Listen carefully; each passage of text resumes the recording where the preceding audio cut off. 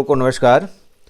आज हम 30 सितंबर से 6 अक्टूबर के बीच महत्वपूर्ण करंट अफेयर्स यानी इस हफ्ते के समाचार संग्रह से महत्वपूर्ण प्रश्नों का समावेश किया गया है जो विभिन्न प्रतियोगी परीक्षाओं में पूछे जा सकते हैं। वीडियो के अंत में 2 प्रश्न पूछा जाएगा जिसका उत्तर आप लोग को कमेंट बॉक्स में देना है। सर्वप्रथम जो नए छात्र हैं वे ओपी सर जी के चैनल को सब्सक्राइब कर लें जिससे कि आप लोगों को आसानी से वीडियो उपलब्ध हो सके। अब हम डेस्कटॉप पर चलते हैं। पहला प्रश्न है, केंद्र सरकार ने हाल ही में कुशल श्रमिकों के लिए प्रतिदिन कितने रुपए तय किया है? तो इसका उत्तर होगा ऑप्शन नंबर सी 954 रुपये। यहाँ पे ध्यान देना है कि कुशल श्रमिकों के लिए बोला गया है। अकुशल श्रमिकों जैसे निर्माण और सफाई में काम करने वाले, तो अकुशल के लिए प्रतिदिन 783 रुपये केंद्र सरकार ने अभी हाल ही में निर्धारित किया है। जो अर्धकुशल होते हैं, अर्धकुशल श्रमिक को 868 रुपये प्रतिदिन, यानी एक महीना में 22,568 रुपये। जो कुशल श्रमिक हैं, कुशल श्रमिकों को जैसे क्लर्कों को 954 रुपये प्रतिदिन, एक माह में 24,804 प्रति माह का वेतन मिलेगा। इसी तरह उच्च कौशल वाले श्रमिक और सशस्त्र सुरक्षा कर्मियों को प्रतिदिन 1,035 रुपये प्रतिदिन, यानी एक महीना का 26,910 प्रति माह मिलेंगे। अगला प्रश्न है प्रश्न नंबर 2, भारतीय सीमा के सर्वोच्च सम्मान दादा साहब फाल्के पुरस्कार 2024 से सम्मानित किया गया। डी मिथुन चक्रवर्ती, जिन्हें अभी हाल ही में मिथुन चक्रवर्ती को दादा साहब फाल्के का पुरस्कार देने की घोषणा की गई है। तो दादा साहब फाल्के पुरस्कार भारत का सिनेमा जगत का सर्वोच्च पुरस्कार है और इसे सूचना और प्रसारण मंत्रालय द्वारा स्थापित संगठन फिल्म समारोह निदेशालय द्वारा राष्ट्रीय फिल्म पुरस्कार समारोह में प्रतिवर्ष प्रदान किया जाता है।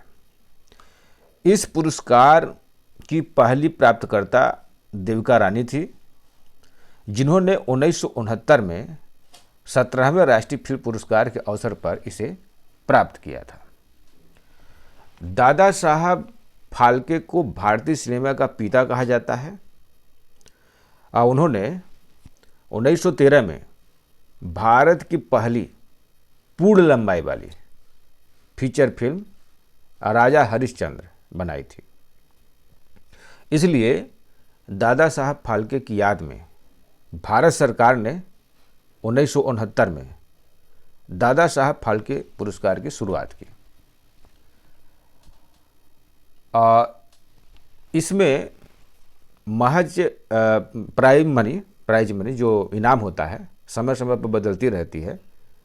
इसके पहले 10 लाख रुपए दिया जाता था, लेकिन साल 2022 में इसे बढ़ाकर 15 लाख रुपए कर दिया गया।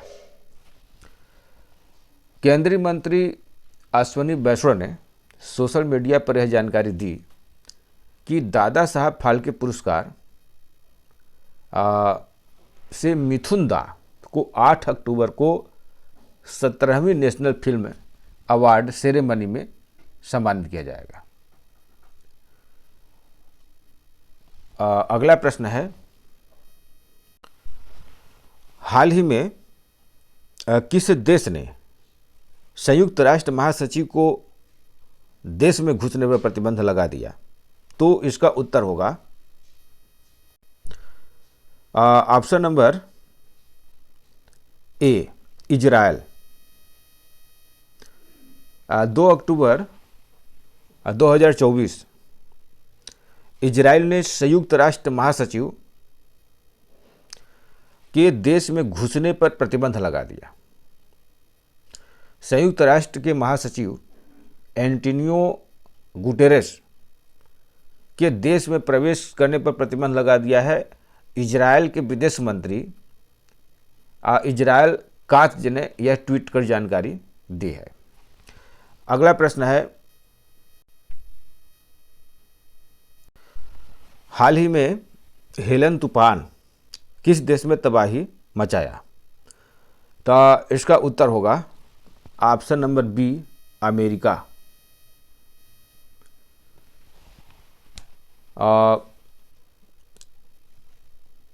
तूफान उत्तरी अटलांटिक और पूर्वी उत्तर प्रशांत महासागर में बनती है, जबकि चक्रवात दक्षिणी प्रशांत और हिंद महासागर में बनते हैं। ये चीज़ ध्यान देना है कि तूफान कहाँ बनता है? उत्तरी अटलांटिक और पूर्वी उत्तर प्रशांत महासागर में, जबकि चक्रवात कहाँ बनता है?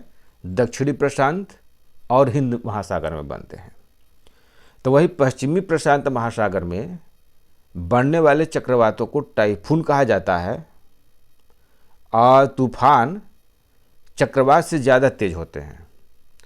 तूफान की रफ्तार आमतौर पर 120 से 370 किलोमीटर प्रति घंटा होती है, जबकि चक्रवात की रफ्तार आमतौर पर 60 से 200 किलोमीटर प्रति घंटा होती है। अमेरिका में चक्रवाती तूफान हेलन के द्वारा 40 लाख से ज़्यादा लोग बेघर हो गए हैं और 150 से ज़्यादा मौतें हो चुकी हैं। अगला प्रश्न है, आईसीसी महिला T20 क्रिकेट विश्व कप 2024 किस देश में आयोजित हो रहा है? तो इसका उत्तर होगा ऑप्शन नंबर डी, संयुक्त अरब अमीरात। आईसीसी महिला T20 क्रिकेट विश्व कप 2024 संयुक्त अरब अमीरात में 3 से 20 अक्टूबर तक आयोजित हो रहा है, जहां इस बार भारतीय महिला क्रिकेट टीम की नज़रें अपने पहले T20 खिताब पर होगी। अब वुमेन्स T20 वर्ल्ड कप 2024 में भारत अपने अभियान की शुरुआत न्यूजीलैंड के खिलाफ मुकाबले से करेगी, जहां भारत अभी न्यूजीलैंड से हार चुका है। अगला प्रश्न है, शंघाई सहयोग संगठन या CO 2024 की मेजबानी कौन सा देश कर रहा है? तो इसका उत्तर होगा ऑप्शन नंबर ए, पाकिस्तान। यह CO की उत्पत्ति 1996 में गठित शंघाई 5 में हुई थी, जिसमें चीन, रूस, कजाकिस्तान, किर्गिस्तान एवं तजाकिस्तान शामिल थे।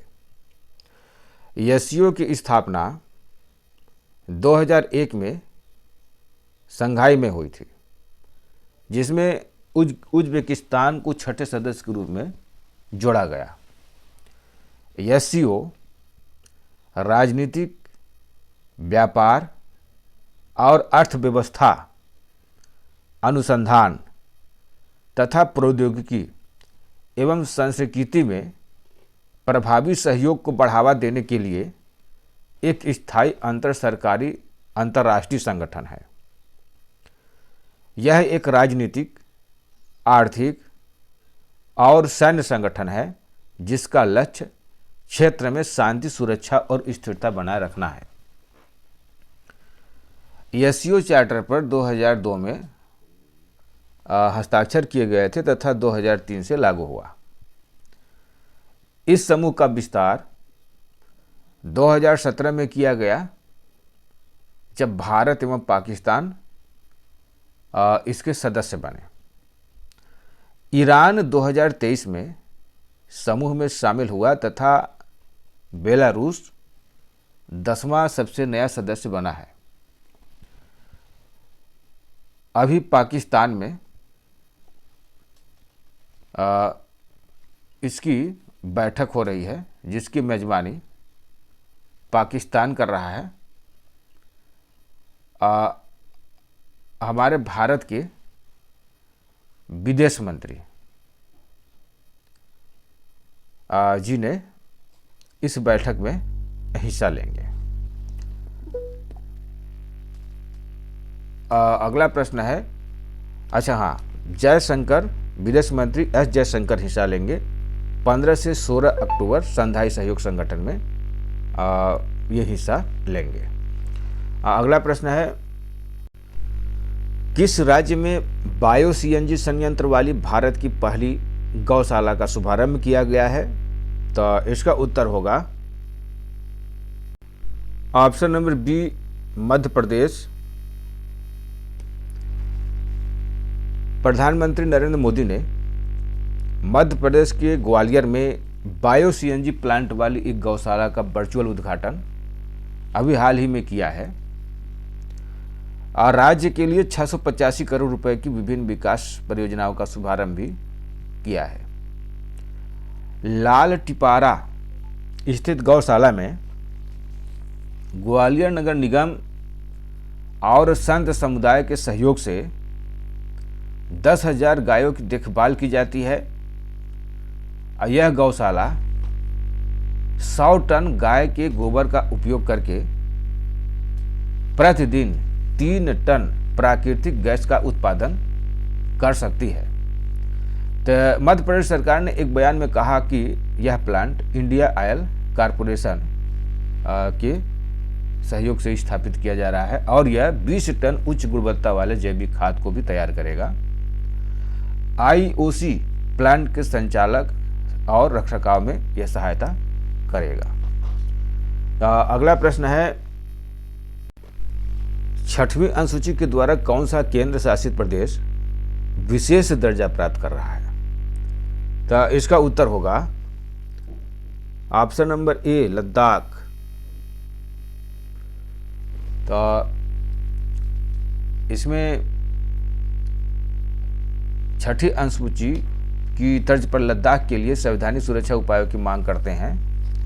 यह मांग उस समय आई है जब एक दिन पहले उस क्षेत्र में राज्य का दर्जा और भूमि और नौकरियों की सुरक्षा की मांग को लेकर पूरी तरह बंद हो गया था। इसके हम इतिहास के बारे में अगर जानना चाहते हैं तो 5 अगस्त 2019 को तत्कालीन राज्य जम्मू और कश्मीर से उसका विशेष दर्जा छीन लिया गया और 2 केंद्र शासित प्रदेश जम्मू और कश्मीर और लद्दाख में विभाजित कर दिया गया। हालांकि क्षेत्र के बुद्धिजीवी और राजनेता लद्दाख की जनसांख्यिकी, भूमि और अनूठी संस्कृति पर बार बार सवाल उठाते रहे हैं और कह रहे हैं कि विधायिका के साथ राज्य का दर्जा उन्हें आवश्यक सुरक्षा प्रदान करने में सक्षम होगा। सितंबर 2019 में राष्ट्रीय अनुसूचित जनजाति आयोग ने लद्दाख को 6ठी अनुसूची के तहत शामिल करने की सिफारिश की। आयोग ने इस तथ्य पर ध्यान दिया कि नवनिर्मित केंद्र शासित प्रदेश लद्दाख मुख्य रूप से देश में एक आदिवासी क्षेत्र है और यहाँ कुल आदिवासी 97% से अधिक हैं, इसलिए यहाँ विशेष दर्जा प्राप्त यह कर रहा है। अगला प्रश्न है,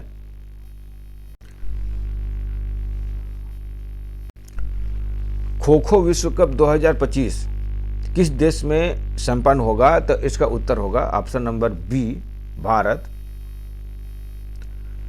भारतीय खो खो महासंघ KKFI और अंतर्राष्ट्रीय खो खो महासंघ ने घोषणा की है कि खो खो विश्व कप 2025 का आयोजन भारत में होगा।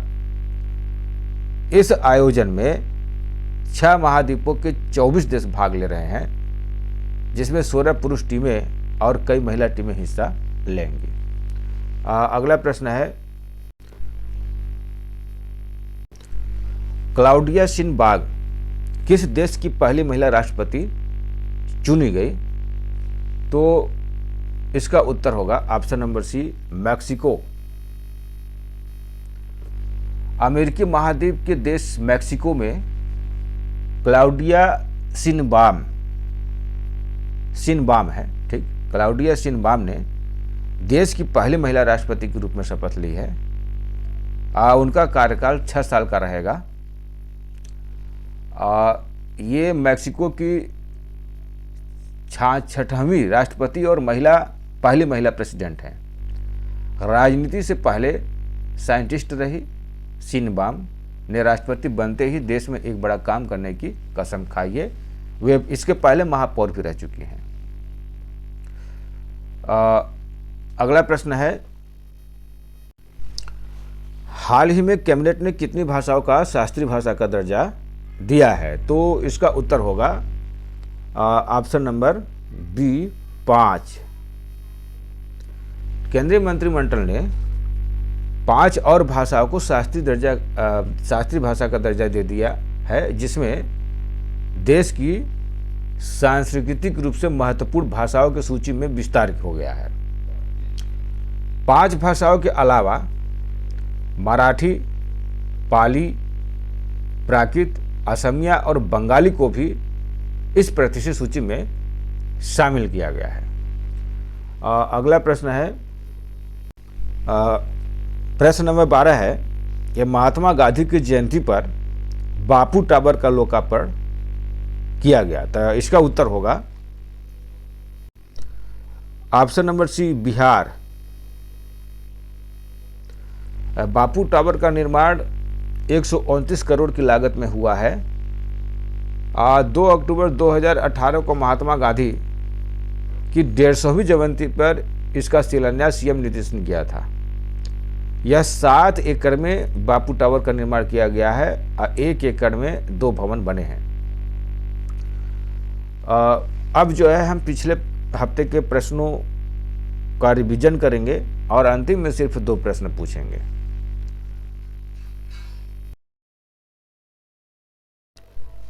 क्वाड समिति 2024 का आयोजन हुआ, तो इसका उत्तर होगा अमेरिका।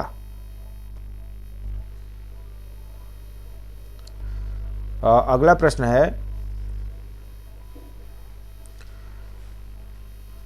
हिरणी अमर सूर्या किस देश के नए प्रधानमंत्री के रूप में शपथ ली हैं? तो इसका उत्तर होगा ऑप्शन नंबर डी, श्रीलंका। अगला प्रश्न है, वर्तमान में भारत के मुख्य चुनाव आयुक्त हैं? तो इसका उत्तर होगा option number A, Rajiv Kumar. अगला प्रश्न है, हाल ही में कमल चावला विश्व चैंपियन बने हैं, यानी ये किस खेल से संबंधित हैं?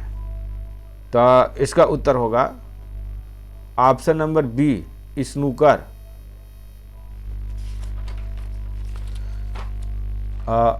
अगला प्रश्न है, हिजबुल्लाह किस देश के आतंकी संगठन हैं? तो इसका उत्तर होगा ऑप्शन नंबर ए, लेबनान। अगला प्रश्न है, ग्लोबल इनोवेशन इंडेक्स 2024 में भारत किस स्थान पर स्थित है? तो इसका उत्तर होगा ऑप्शन नंबर बी, 39वें। अगला प्रश्न है, विश्व पर्यटन दिवस कब मनाया जाता है? तो इसका उत्तर होगा ऑप्शन नंबर सी, 27 सितंबर। अगला प्रश्न है, मिनी मून पहली बार कब देखा गया? तो इसका उत्तर होगा option number C, option number D 7 अगस्त मिनिमम पहली बार देखा गया। अगला प्रश्न है, किस राज्य सरकार में ने लू से होने वाली मौतों को आपदा सूची में शामिल किया है? तो इसका उत्तर होगा ऑप्शन नंबर ए मध्य प्रदेश। अगला प्रश्न है, त्रिशा जाली गायत्री गोपीचंद किस खेल से संबंधित है? तो इसका उत्तर होगा ऑप्शन नंबर बी बैडमिंटन। अब 2 प्रश्नों को आप लोगों से पूछेंगे जिसका उत्तर आप लोग कमेंट बॉक्स में देंगे। प्रश्न नंबर 11 है, मिस वर्ल्ड 2024 में भारत का प्रतिनिधित्व कौन कर रहा है? तो इसका उत्तर आप लोग कमेंट बॉक्स में देंगे। और नहीं बनता है तो इसके पिछले हफ्ते के प्रश्नों को आप देख सकते हैं। अगला प्रश्न है, मध्य प्रदेश राज्य सरकार द्वारा 2024 के लिए राष्ट्रीय लता मंगेशकर सम्मान से सम्मानित किया गया। तो इसका भी उत्तर आप लोग कमेंट बॉक्स में देंगे। आज का प्रश्न यहीं तक। यदि श्रृंखला आपको पसंद आया है तो लाइक, कमेंट, शेयर और सब्सक्राइब अवश्य करें। धन्यवाद। जय हिंद, जय भारत।